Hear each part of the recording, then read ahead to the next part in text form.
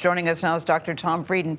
He's former director of the CDC. He's currently president and CEO of Resolve to Save Lives, whose mission is to save 100 million lives by preventing heart disease and epidemics. Dr. Frieden, we're really glad you're here at the table. Listen, we are all COVID exhausted. We're over it.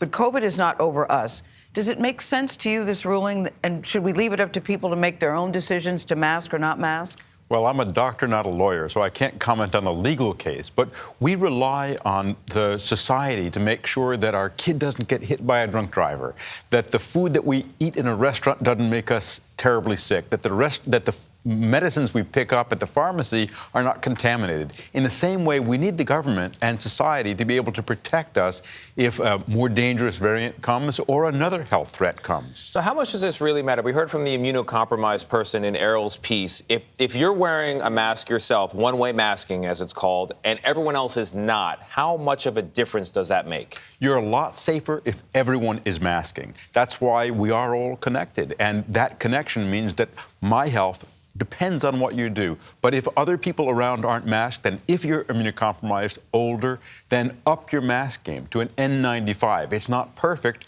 but it's more protective than a cloth mask or a surgical mask. How concerned are you about compromised people traveling on planes? My father, for example, we've talked about bringing our families to South Africa. It's a 12, 14-hour flight. No one's masked, but he's masked. What would you recommend? Unfortunately, if you're immunosuppressed or otherwise medically vulnerable, flying just got less safe for you.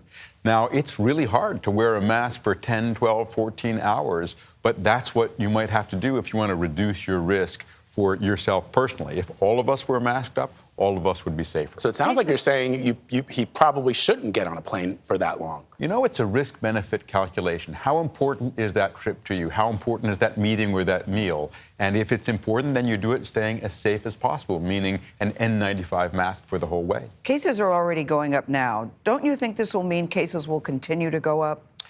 That's what I struggle with. And I struggle with people making the decision, I'm not going to mask. If you could not wear a mask and it only affects you, good on you. But it affects so many other people. With cases going up, the idea of masks coming down doesn't make a lot of sense. But we don't know what's going to happen yet, either with the severity of this particular wave in terms of hospitalizations. We have great vaccines, great treatments. We need more people to get them. But the biggest concern is what's going to happen in the coming months? What if we have a more dangerous variant that's deadly, that gets away from our vaccine-induced immunity? We really need these kind of tools to protect people, not just to save lives, but also to keep our economy growing. What about kids that can't be vaccinated? We've seen or can't get the vaccine and aren't wearing the mask. Yeah, we've seen just yesterday new data out from the CDC, very severe illness in hundreds of kids, almost all of them unvaccinated between the ages of 6 and 11. So very important to get vaccinated, boosted, up to date, and to mask up, to recommend it at least, and when disease is spreading a lot, to require it. Important to let parents know the vast majority of children do absolutely fine if they're healthy and they have no underlying issues. Absolutely.